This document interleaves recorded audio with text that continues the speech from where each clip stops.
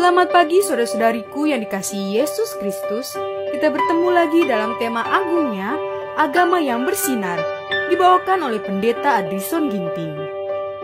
Selamat pagi saudara yang kekasih dalam nama Tuhan. Renungan kita hari ini, Minggu 11 Juni 2023 dengan judul Dalam Meningkatkan Kesejahteraan Orang Lain. Ayatnya di dalam 2 Korintus 7 ayat 13. Sebab itulah kami menjadi terhibur, dan selain penghiburan yang kami peroleh itu, kami lebih lagi bersuka cita oleh karena sukacita Titus, sebab kamu semua menyegarkan hatinya.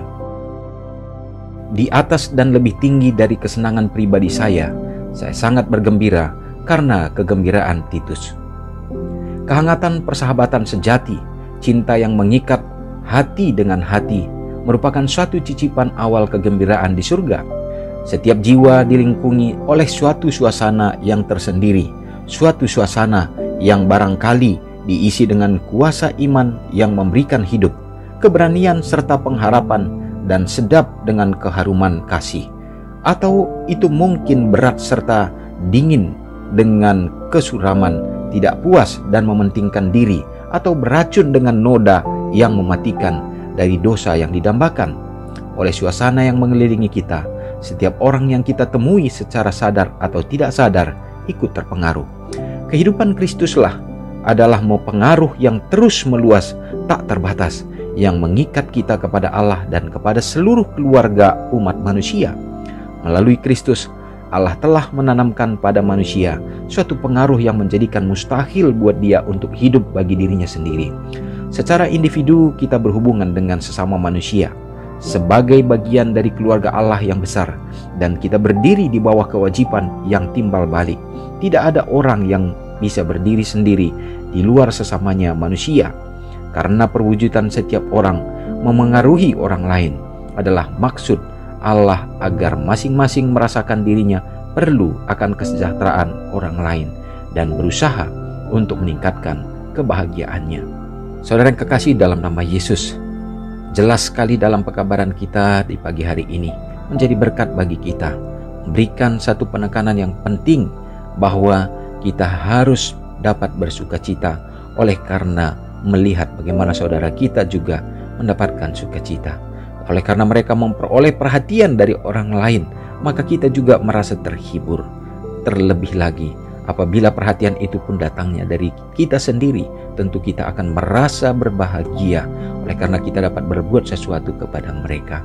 Nah, hal seperti inilah yang Tuhan rindukan yang terjadi bagi umat-umatnya, untuk kita dapat saling peduli satu dengan yang lain, karena kita tidak dapat berdiri sendiri.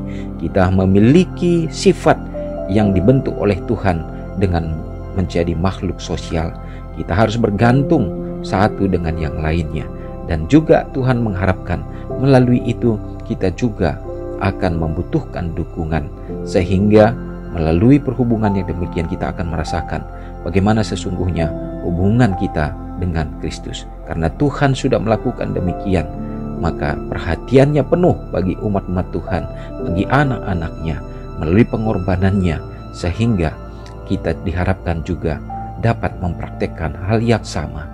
Semoga kasih Kristus menjadi bahagian kita, dan kita dapat menjadi memancarkan kemuliaan Kristus dalam hidup bermasyarakat, hubungan sosial, terutama di dalam gereja. Mari kita sama-sama berdoa. Maha besar Allah Bapa yang bertahta dalam kerajaan sorga, terima kasih Tuhan atas pekabaran yang indah bagi kami pada hari ini, menjadi satu kekuatan yang baru untuk kami harus memperhatikan satu dengan yang lainnya, dan kami dapat merasa bersuka cita pada saat orang lain kami dapat bahagiakan.